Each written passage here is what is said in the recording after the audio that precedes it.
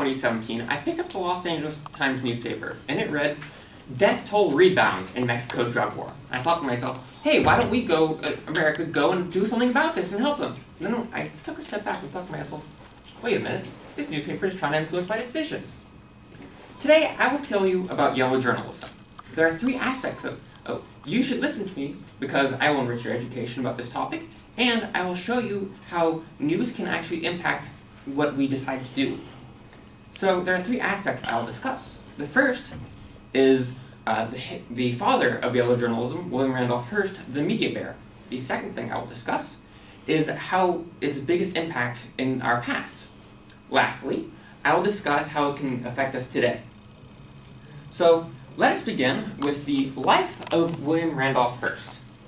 Now, according to biography.com, a big biographical database by A&E Networks Television in 2016, William Randolph Hearst was born on April 29th, 1863 to politician and American industrialist George Hearst and philanthropist Phoebe Apperson Hearst.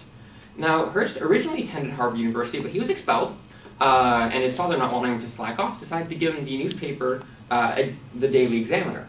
Now, Hearst loved being in the media and kicked off this huge media empire, where over time he slowly grew his newspaper. And according to Funk and Wagnall's New World Encyclopedia, a huge American and well-known publisher by the World Almanac Group in 2016, by the 1920s, 1 out of every 4 Americans was reading one of Hearst's newspapers.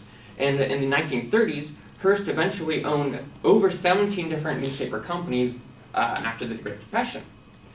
Now, Hearst also had a few other enterprises, such as a huge media newsreel studios, a large movie company, and industrial investments in South America and Africa.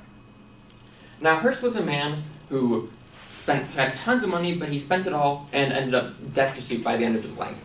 But his biggest achievement was introducing yellow journalism, which was basically a form of news. Now, I've talked about William Randolph Hearst, so I'm going to continue on with the biggest impact that yellow journalism has had in our past. So, according to History.com, a historical database by A&E Networks Television, which is a very well-known group, written in 2010, in 1895, the Cubans rebelled against Spain, who at the time Cuba was a Spanish colony. So America, go to something.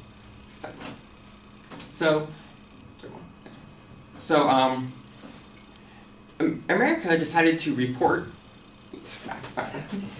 Next one. What after this? That's okay. So America decided to report on the atrocities of this Cuban rebellion that the Spanish were trying to, quell and crush the Spanish, and released a paper such as this one, where they had not even really any kind of truth or any real reports of these, of them trying to fight Cuba.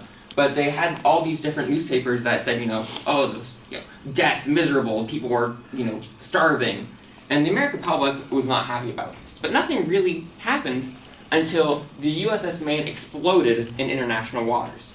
Now, there is no proof of anything of how it exploded, no one really knew why, but all the newspapers, mainly Hearst, actually pinned it on the Spanish blowing it up with a torpedo.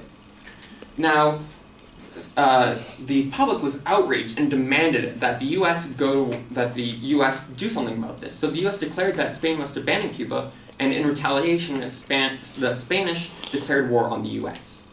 Now, the war ended in 1898. America won, and in 1902, the signing of the Treaty of Paris had Cuba abandoned by Spain and ceded Guam and Puerto Rico to the U.S. Now that I've talked about how it has impacted us in the past, let's discuss how yellow journalism affects us today. So, yellow journalism covers many different things. We see it on the TV, we can see it in the newspapers, we can see it all over the news, any kind of social media platform.